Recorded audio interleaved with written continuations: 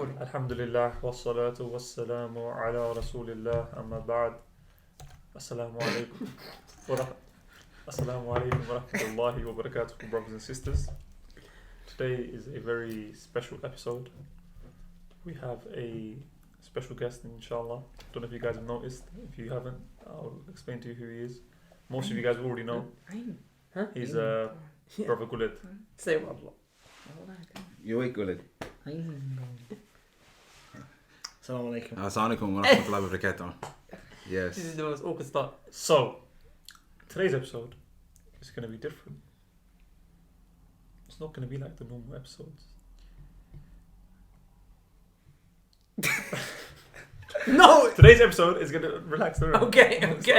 Today's episode is going to be on the topic of common things from various different cultures, various different traditions, various different non-Islamic sources that have kind of crept into the religion, and people have started to, bring it into the religion, and there's no sort of basis for it in the religion. And inshallah, because we've got three Pakistanis, a Bengali, and what are you again? British citizen. We've got a British citizen, mashallah. So we've got a variety of different cultures, a variety of different backgrounds. So hopefully, inshallah, we'll be able to get a vast sample base, if that's the right word, of different actions and different things. So who wants to kick it off today? Who wants to start off? Stride, I think you're raring to go. You look like you're raring to go, as always. Hey, so you bring... lot starting it, you lot. Hey, no problem, Imran. What's one common thing, might not be in every Pakistani household, but what's one thing that you know of that people try to bring to religion? Maybe your parents told you when you were younger or something like that, which isn't actually from the religion. I'd like to let you finish, but I'm going to have to cut you. Okay.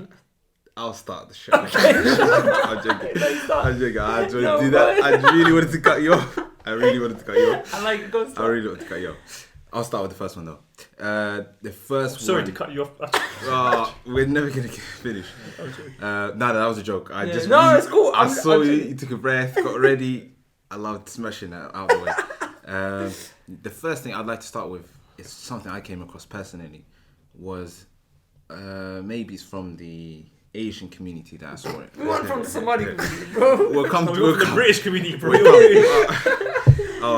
Okay. It's the issue of walking under the Quran.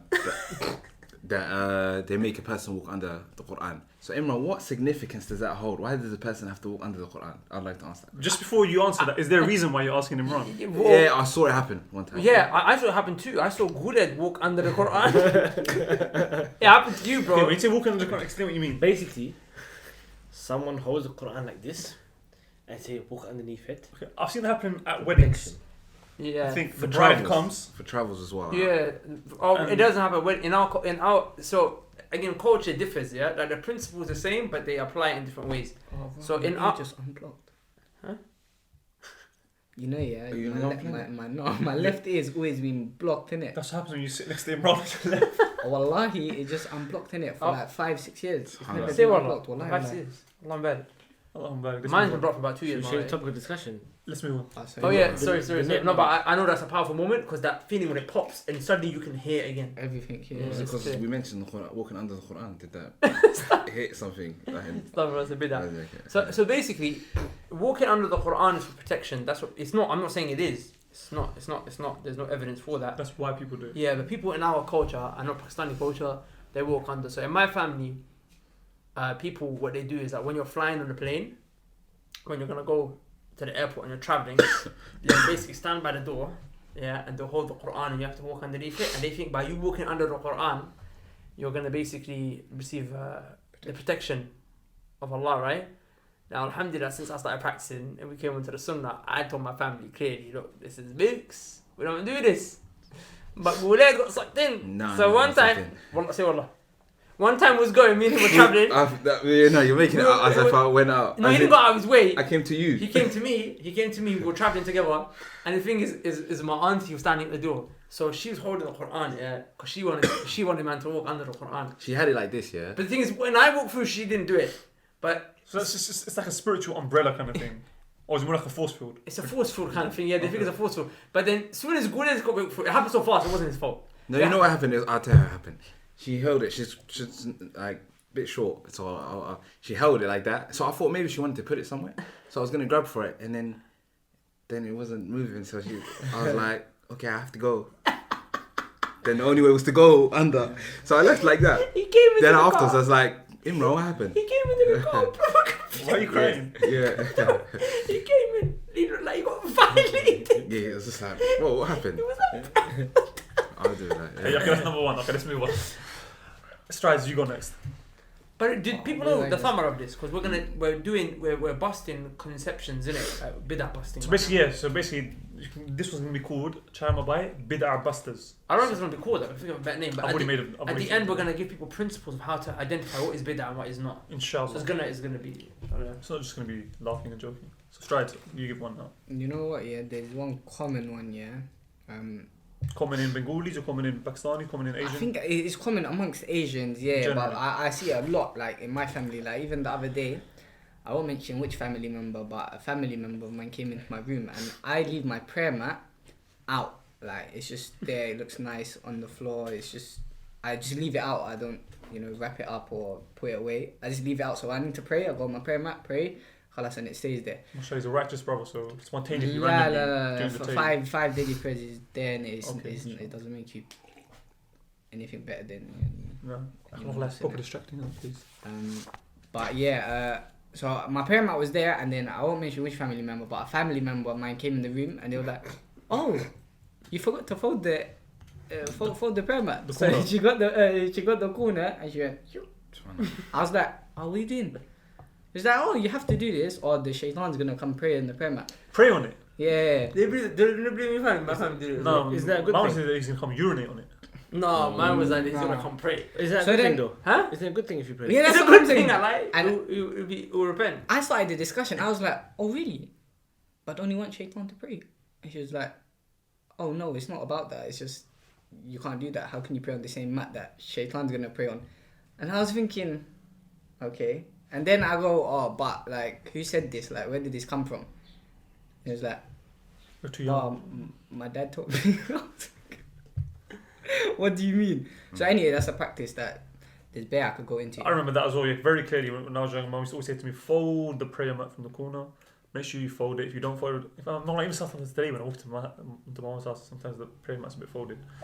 But I don't know if that's her or someone else in the family. I don't know. But anyway, that's very, very common, especially in Pakistanis. I don't know if Yeah, Bengalis. Somalis. Yeah, no, British people Did do you that. somebody too? Somalis. In Somalis, Britain? yeah. Really? Yeah, What about British yeah, people? stay, What stay. about British people? They coming onto Islam, innit? Like, we need to give them time, the British people. We're nearly getting there. But as for Somalis, yeah, I'm representing two people right now. So, Dual nationality. yeah, from time to time it changes. But no, generally it's known in the Somali community as well. They fold it like the top of it. Really? Yeah, I thought it was. yeah, I yeah. thought- Okay. Shaitan's gonna Imran, come. go your turn. Yeah, similar to this, they used to say, don't leave the Mus'haf open, the Quran open, because if you leave it open, Shaitan's gonna read.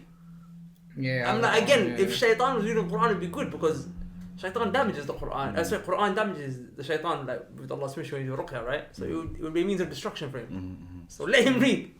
Maybe he might get da'wah for it. I got a bit of a weird one in it, but I don't know if you guys have seen it before. One family member I was with once, right, many years ago, we were driving in the car, it was at night time, and we were going through random streets, roads, and suddenly, from a distance, I don't know how they clocked in it yet, but a cat just walked by. He said, "Oh my God, we stop the car." He's like, no, we can't go this way. I'm like, "Why? What's wrong?" He said, "No, Billy here, we can't go." I'm like, what? Billy's the cat. Billy's cat. I'm like, I didn't understand. They were probably freaking out, probably getting scared, and it was one of those one-way roads. Billy So needs cat. it was like it's a one-way road. It's like, oh, we can't even go back. So he's probably freaking out, right? Because of a cat. Yeah. So this person then made a phone call, right? This was weird. There was a matchbox on the side of the car, and the little side thing on the front seat, driver's seat. Are you telling a horror story? Right? No, listen. There was a matchstick. Well, like, all I saw, he got the matchstick. He went out on the road, he lit a match, threw it in the middle of the street. Bismillah, drove the car through. Oh, subhanallah. He drove the car through. I said, why? Why He's that was you? like, no, he can't drive. How organized is It's years So ago. why are you laughing so much? Because it sounds so big. Anyway, so I was like, why? It was like, basically, he's like, when the cats walk at night time and they cross streets, it means something bad's gonna happen to you, innit? So to prevent it, you get a matchstick, you burn whatever was gonna come to you, and you drive. You know what the through. funny thing was? I think he actually made that up himself. the matchstick. I think he actually freestyled that. I got told later on that he learnt it from a mushrik. Hindu. Sikhs. Because the thing is, Whoa. look, you know, do you guys remember? You know, like That's like shirk, you know. That's superstition. That's only superstition. Remember, Superstition, witches. Remember, black cats. People say black cool. cats bad luck. I thought you were gonna say black Look, cats. look, the thing is that I'm not gonna lie. That's what you just said is a bit deeper because Oh, what- it's time. yeah. Oh, sorry. No, from now. Okay, the thing is, yeah, what you just said is a bit deep in it because obviously we were talking about things that are bid'ah. That's Bid'ah. shirk. That's That's shirk. next innit? level. That can take you Nah, outside the but fold. yeah, Bid'ah has two types though. Bid'ah is two types. Yeah, mukaffara, mufassiqa. We're gonna like, go into generally that, speaking. inshallah. Okay, but anyway, so the bottom line is that I think the roots of that somewhere down the line may have maybe the same as you know here in the British people, you know, the medieval times. You should know better than us. When the black cats and the witches, they burnt them at the stake and this and that. And they used to say that they had these. What were they called? Heretics. No, man. They would say the witches had like a pet. Zanadiqa.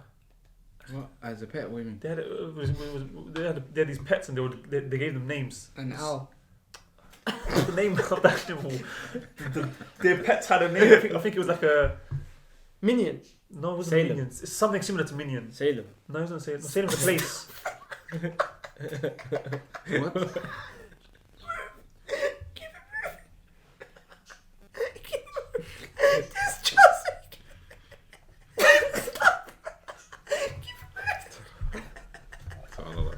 So I think to conclude, to wrap up the show, I was joking. No. Stop. Start again. No. Funny about that. No, start again. No, stop it.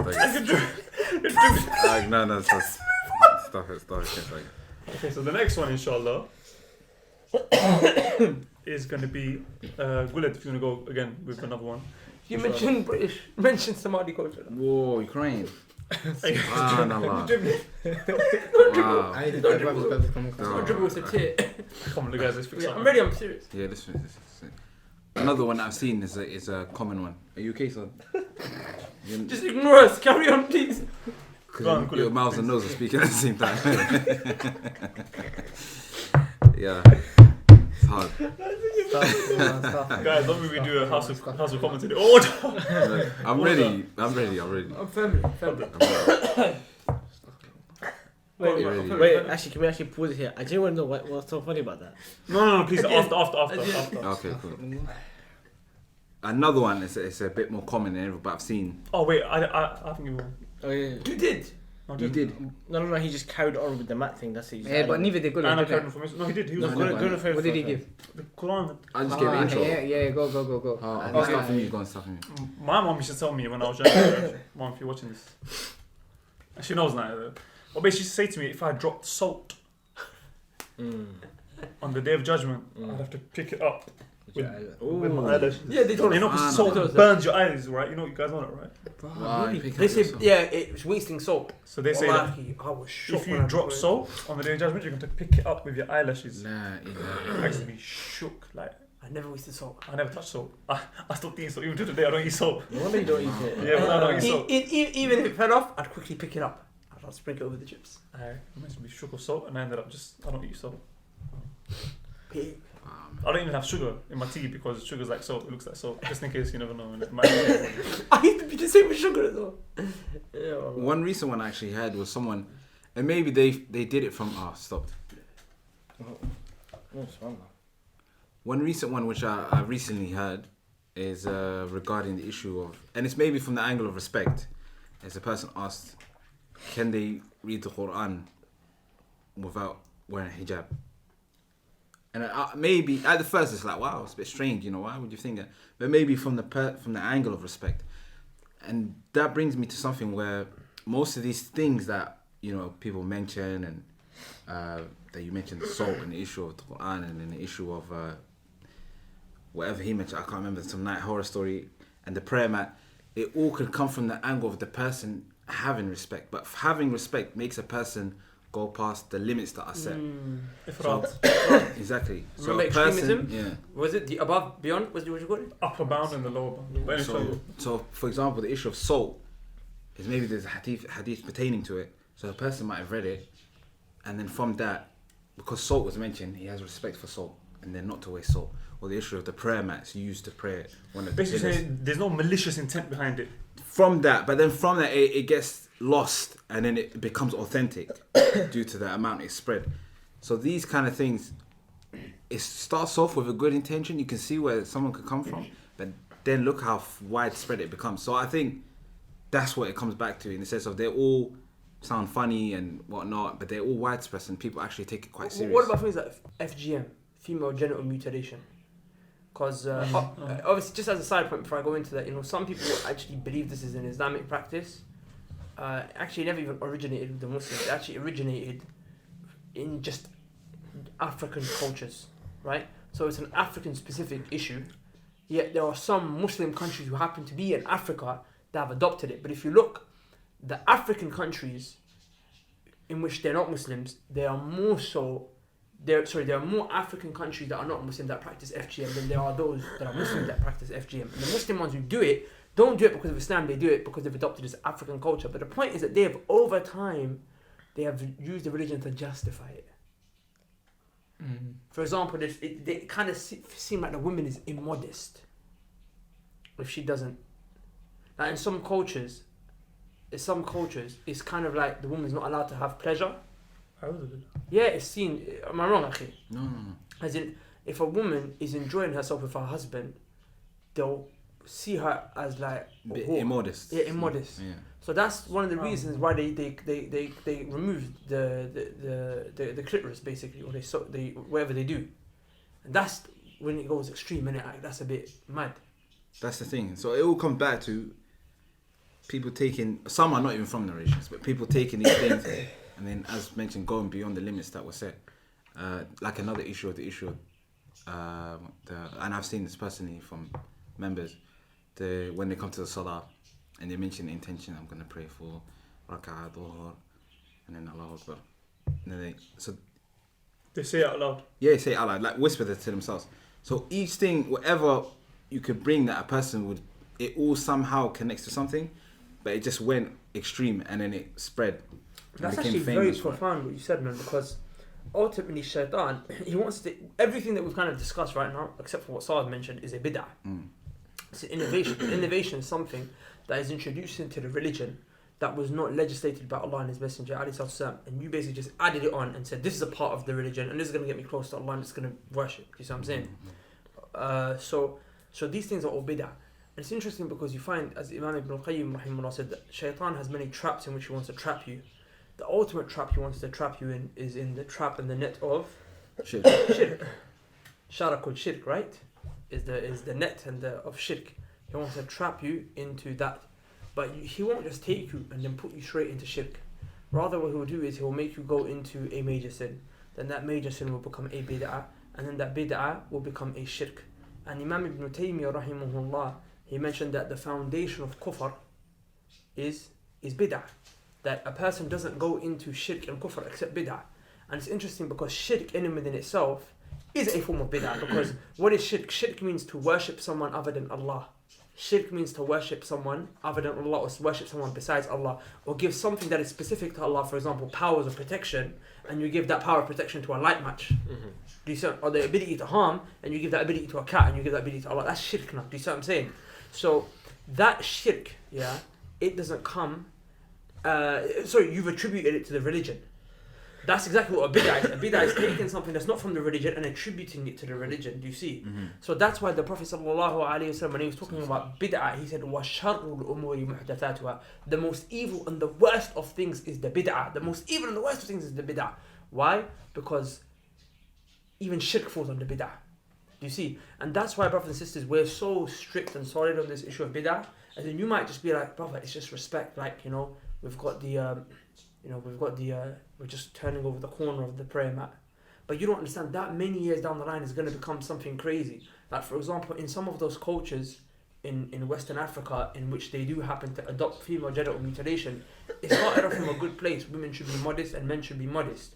But that good concept, they went a bit extreme. And then it probably at the beginning it didn't seem too bad. But then before you know it now, like, women's lives are being destroyed because they're being mutilated. And it's the exact same with, for example, the Mawlid. People say it's out of love. It started in a good place. They went to show love for the Prophet sallallahu alaihi wasallam. So you know what? He was born on this day. Let's remember this day. he started off doing this and that or not. It progressed because nowadays, if you look at people go crazy, like cutting cakes, people with the cars dressed up. We've got guys sitting down saying, "Oh, this is the prophet. This is the prophet reincarnated." Yeah, they put a chair out. The prophet's come here. all these crazy things. It's that not they even do. that. Even the poetry that they sing. Qasida, the burda. burda. Yeah, in there they mention shirkiyat. Yeah, that he knows knowledge of the unseen, and that everything was created because of his العلم والروح واللوح crazy والقلم. things. But look, just like Gulli said, it all comes from. It started off with the right in the right place. But remember, like we said, intention isn't the only thing. You have to at the same time follow the Prophet. And another thing that you mentioned, and I think a very powerful manifestation of this, if you go back to the time of the Sahaba, when there was those men were sitting in the masjid and they were doing tasbih, they were saying subhanallah, subhanallah, astaghfirullah, with what? Pebbles. And then I can't remember who it was that they came to. Abu Musa al-Ash'ari. And he came to Ibn Mas'ud. And he said to them, "Look, this is what I've seen, and like, can you come have a look or something along those lines?" So when he came, he saw them, and he said, like, "What are you guys doing?" So we don't see us, but we're doing something good. We're counting good deeds. And correct me if I'm wrong, but he said something along the lines of, "Should be counting your sins." You're counting your sins. There's a sin every one of that. Yeah. Every single time you're doing it, even though look, it's so powerful. If you understand this point, wallahi, you will be crystal clear on the issue of bid'ah. They're doing tasbih. They're remembering Allah. They're doing dhikr. Subhanallah, subhanallah, subhanallah. They're remembering Allah. And Abdullah ibn Mas'ud, one of the companions of the Prophet, one of the most commonly mentioned companions of the Prophet. The Prophet said, take Quran from him. Yeah, exactly. And he's saying to them, you guys are counting your own sins. And it goes one step further. Some of you might think it looks harmless. All they're doing is one small bit, like it's a big thing. Like, why are you making such a big deal out of it? Abu Musa al-Ash'ari, who's the one who narrates the story. No, it was the Tabi. Was it the Tabi? It was the Tabi who was narrating the hadith. Okay, I can't remember his name off the top of my head. Sunan Darimi. Okay, but he mentions that he was there that day in the masjid. In the masjid, and on the day when the Khawarij, who were the group, again, if you want to learn more about the Khawarij, go down the links from our extremism event. You work out exactly who they are, inshallah. They were like the modern day ISIS of that time. They're the ones who fought against Ali radiallahu anh, who was the fourth Khalifa of the Muslims. And the narrator says, on that day, I was there on the battlefield. Battle of Nahrawan, huh? And it goes, on the front line of the Khawarij, I saw those same men who were in the masjid that day, counting with the pebbles. And it just goes to show, wallahi, bid'ah will start off as something small, but I believe it was Sheikh Salih Fawzan in his Sharh of Sharh Sunnah. Al-Barbahari. Yeah, but did Imam Barbahari himself mention it? No, Sheikh Salih Fawzan. He mentions a very powerful point on that point. I remember the time he mentioned it, I was like, wow, subhanAllah, so true. He said, bid'ah is like a fire. It starts off with you could light a match in the middle of a house, but that house is made of straw and it's in a forest. That little fire, it will spread. It will spread. The table will catch fire. Next thing you know, the sofas catch fire. Next thing you know, we've caught fire. Next thing you know, the buildings on fire. Next thing you know, the trees are caught fire. Next thing you know, the whole forest, the whole city's burnt down. Why? Single flame. One little spark even. And that's how it all starts off. So I know I went off on a tangent there. And you know something, because I'll come to it, that Guled mentioned that is really powerful, which is common amongst all shirk and generally speaking, not all shirk, but most shirk and most bid'ah, is the fact of respect. Because when you look at the kutub of the ulama, when they mention the issue of shirk and what are the asbab and the causes of shirk, and we discussed this in our extremism program on MSG as well, inshallah, what do they say? They say that one of the fundamental causes of shirk is to go extreme in your respect and your reverence and love for people. That's all shirk basically came from there. The Christians, they took Jesus to be a god. Why? Because of respect. They took the Prophet ﷺ to be a god. Why? Because of respect. The saints, the awliya of Allah, they took them to be gods. Why? Respect. So respect is due, Even the dead, you respect the dead. But then every year, what do they do in our culture? On the date of the person died, they'll sit together, they'll make food, they'll eat food, they'll count the beads. Also, they call it khatam. They do these things. It all comes down from a place of respect, But that respect, remember, has to be. It don't go into extremism within the bounds. Upper bound, lower bound. It cannot. It has respect how the Sahaba did. Like that's our point, is that you're saying you're respecting the Prophet and you're loving him by Mawlid, but we're saying, did Abu Bakr celebrate Mawlid like that? Did Umar celebrate Mawlid? No. Do you respect the Prophet more than Abu Bakr and Umar? Do you respect the dead more than Abu Bakr and Umar?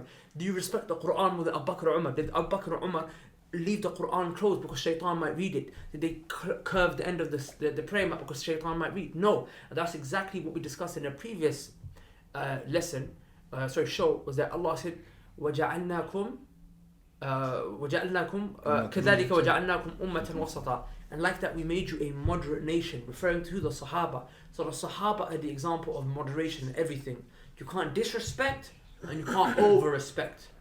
It comes down to the Sahaba. And if you follow the path of the Sahaba, you'll be safe from bid'ah. You'll be safe from extremely overboard and underboard. And that is really Salafiyah. That's what Salafiyah is, the path of the Sahaba. This episode turned out quite nice. At the beginning I was thinking we're going to have to scrap it. Like, it's going to be... You know, I was going to mention, also not just respect, but the last point Imran mentioned on the topic of actually the foundation that a person should rely upon when it comes to their religion. Because a lot of the times, even if you ask your parents or ask these people who are doing these things, they won't tell you, oh yeah, I read it in the Quran or the Sunnah. They'll tell you, oh yeah, my father taught me this, or my grandfather taught my father this and he told me this. So they won't even tell you, bro, what do you know? Come on, I'm not more than you. And it's like the foundation doesn't go back down to what we take our foundation back to. It goes back down to, for them, our forefathers, what our culture was, upon, and all of this sort of stuff. That's why it's so important that we as Muslims, whether you're young, whether you're old, we recognize where we take our religion from. What is the source that a Muslim looks to take his religion from? If you do that, then the respect will come, and also you won't fall extreme or negligent in that respect, because you have that foundation to now rely upon when it comes to your Islamic knowledge, how to do this act of worship, can you do this, can you not do this, and so on and so forth. So I don't know if anyone wants to go into a bit of where we take our religion from, and then before we go into that as well, I just want to mention. This we mentioned a lot in most of our videos. Before we go into that, just to highlight again that why it's worse, because a person who's doing a sin, for example, a person who smokes or a person, any kind of sin, music, whatever, he's like, brother, yeah, I'm doing wrong, innit? But inshallah, make dua for me. But the person who's involved in these kind of things, he thinks he's getting good from it. He thinks he's gaining something from it. So it's hard. So when you advise him, he thinks he's doing good. He thinks he's getting reward in it, like you mentioned. And it's very hard when you're speaking to someone regarding that. That's why it's so dangerous, because the person becomes so attached to it that it's very hard to leave off. Because for him, I'm getting rewarded. I'm getting close to Allah. I'm getting rewarded, getting close to Allah. And he believes that he has evidence for it.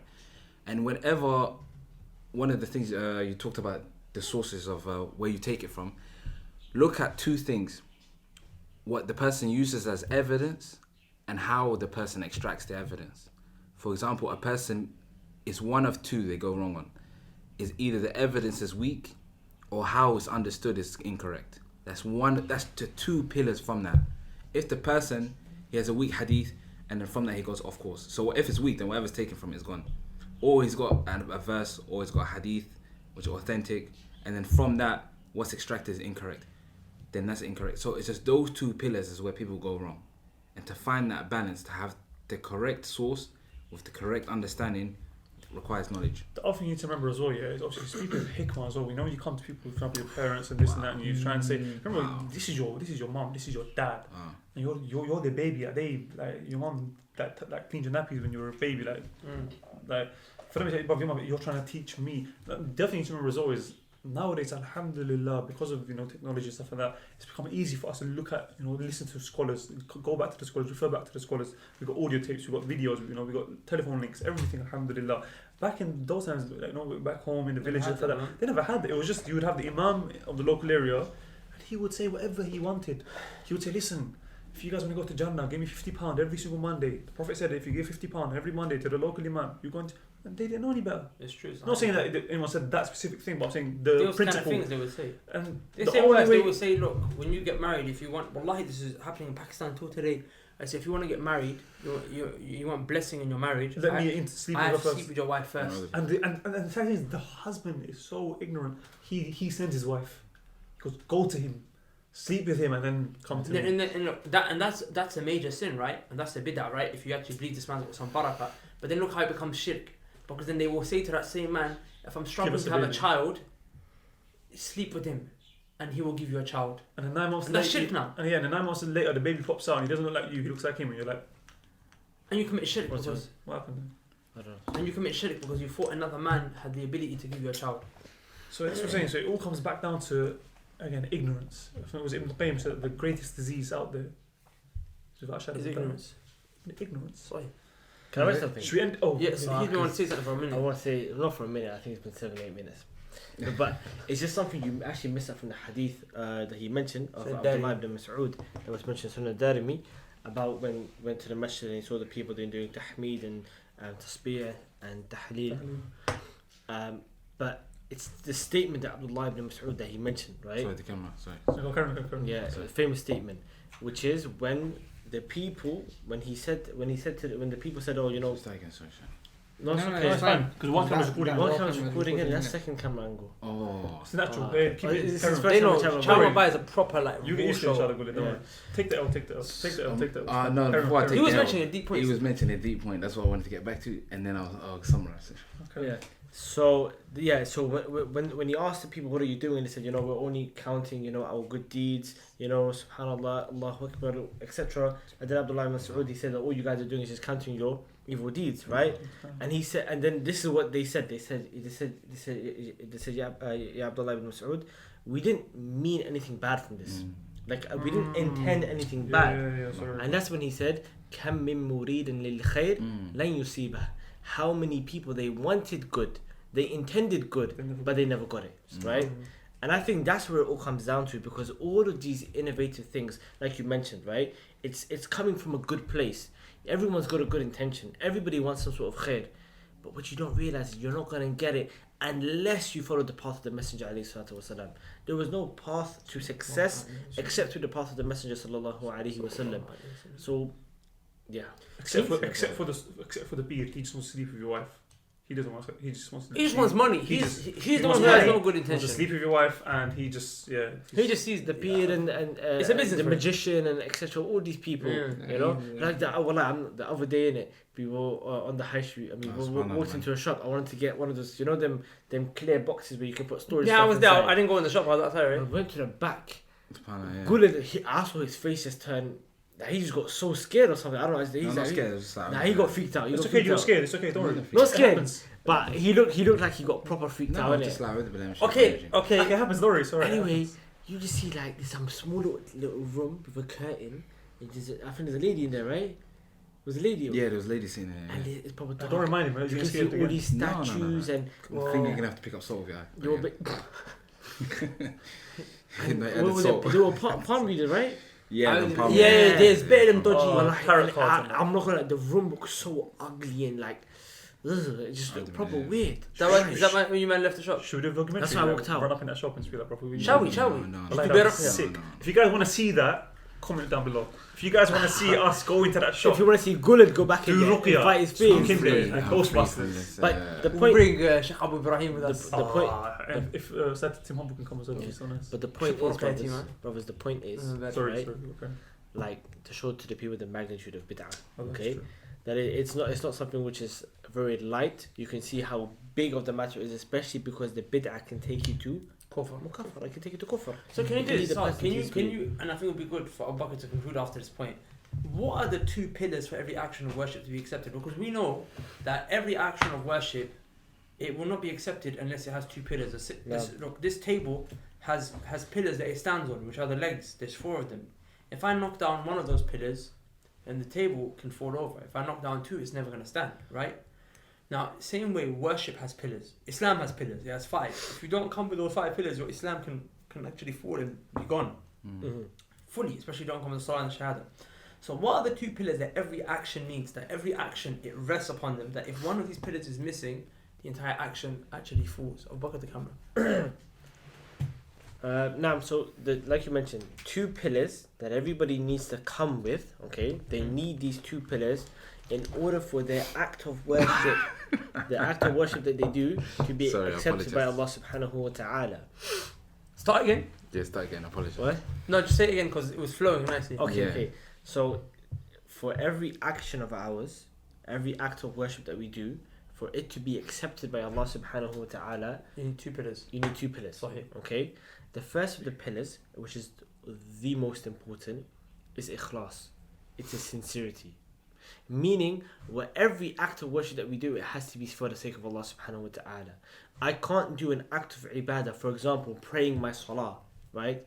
For the sake of my mother, because if I don't, she's going to start screaming her head off and shouting at me, no, why are you not praying salah? Because then that becomes shirk. Our intention has to be for the sake of Allah subhanahu wa ta'ala only. And that is with all acts of ibadat, all acts of worship. All acts of worship. Acts of worship. Sorry? Yeah? Very cool. And the second thing that a person needs, right, is to do it in accordance to the sunnah of the Messenger sallallahu alaihi wasallam. Okay? I can't do an act of worship in accordance to how I feel it's good. I can't do an act of worship in accordance to how Fulan, this sheikh thinks is good, or this Peer thinks is good, or my father said that his father taught him that this way. No, we have to do it in accordance to the sunnah, in accordance to how the Messenger sallallahu alaihi wasallam did it. And that we know by looking into his sunnah, by looking into the ahadith of the Messenger sallallahu alaihi wasallam. The evidences for this are many.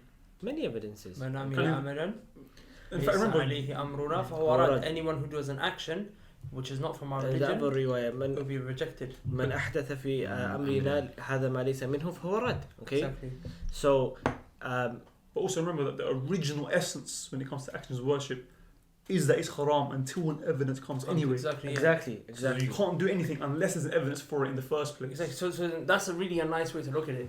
Every act of worship that you're doing in your life, You need to know the unless evidence you have for it. come across an evidence for it, because you might not remember it, but you've you've seen clearly there's an ayah that says pray your salah, and if you've done it, stop, don't stop doing it, because there's many cultural practices that are automatically gonna go out the window, and restart based on evidence. And Facebook doesn't count as a source.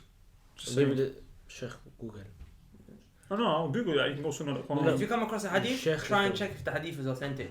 So Sunnah.com is nice because it tells you the all points come back to finding the right authentic source, Okay, so- evidence, and correct understanding. Those two pillars, inshallah. Primarily Sahaba. How do you get the correct understanding? Correct understanding from The the first three first generation, second, And the scholars third, who followed them. In the West. scholars who also, Lay down as they mentioned, asl of every action, ibadah, impermissible until evidence is brought. So what you're looking for is the evidence for the person to bring to you. If they tell you to do X, Y, and Z, what's the evidence for it? Is the evidence authentic? Okay, it's authentic. How's it understood, or who understood it like that? That's the process you take, inshallah. So And- that's the menu, that's the guide you're gonna take. Lastly, I just want to mention that, mashallah. I know I think Abu on that Bakr- note, Abu inshallah, Bakr- we'll call it a day. Abu Bakr wants to wrap it Call up. it wants to get No, scared. but listen, Sorry. let them know about the MSG, the extremism. Okay, This so is relevant. on Muslim Again, inshallah, we have a course called So that's The what I'm trying to bring Extremists in. Next Mashallah, Door. look at that. And, inshallah, it's going to be on the topic of extremism, the causes of extremism, the types of extremism. Because in more everything we've detail. discussed is all extremism. It's all extremism. It's all extremism. So it's free right now for them. to Yeah, access. so inshallah, if you want to go in, no problem, make dua like Goody stops having nightmares about his experience in the shop, inshallah, it's like actually a little bit of And about sweat. my auntie putting up her arm on his head. Nah, Yeah, I'm good, subhanallah. alhamdulillah. So, Blessed. keep us all in your du'as, inshallah. I think we'll end it there. Until Inshallah. next time. We're still in the Assalamu chair, by the alaikum wa rahmatullahi wa barakatuh. Wa alaikum Alaikum salam. salam. Wa alaikum salam.